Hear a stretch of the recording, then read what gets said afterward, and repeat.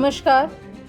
આપને બધાને વિદિત છે જેમ કે 26 એપ્રિલના દિવસે પરમ દિવસે અરવલ્લીમાં સ્થાનિક સ્વરાજ્યની ચૂંટણીની આયોજન થવાનું છે.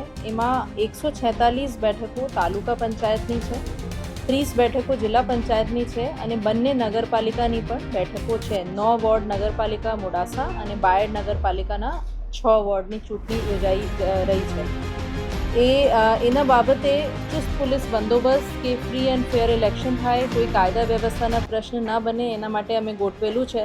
સાથે સાથે ઉનાળાના સમય છે અને દરેક બૂથ પર અમે મેડિકલ ટીમ રાખી છે, જેમાં ઉનાળાની બેસિક દવાઈઓ જે છે એમાં ORS હોય કે ડિહાઇડ્રેશન માટે બધા સાધનો હોય એ છે. પાણીની ત્યાં વ્યવસ્થા છે અને છાંયડોની ખાસ વ્યવસ્થા રાખવામાં આવી છે.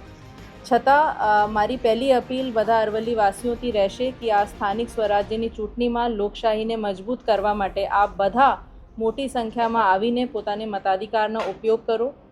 યુવાનો જે અમારી આશા છે એ મતદાન કરે, પોતાને મતાધિકારનો ઉપયોગ કરે. વડીલો જે અમે મતદાન આપીને દર સમયે પ્રેરણા આપે છે એ લોકો પણ આવે અને મહિલાઓ પુરુષો બધા મોટી સંખ્યામાં આવીને મતદાન કરે. સાથે સાથે ઉનાળાની ઋતુને જોઈને અમારી તો વ્યવસ્થા છે જ, પણ અમારી વ્યવસ્થા સુચારુ રૂપથી ચાલે એના માટે મારી એક અપીલ એ પણ રહેશે કે સવારે આપ જે છે પહેલા કલાકના મતદાર બનો એ પણ અમારી આપથી અપીલ રહેશે અને સવારે જ આવીને મતદાન કરો. મતદાનને સમયની વાત કરીએ તો સવારે 7 વાગ્યાથી લઈને સાંજે 6 વાગ્યા સુધી રહેશે.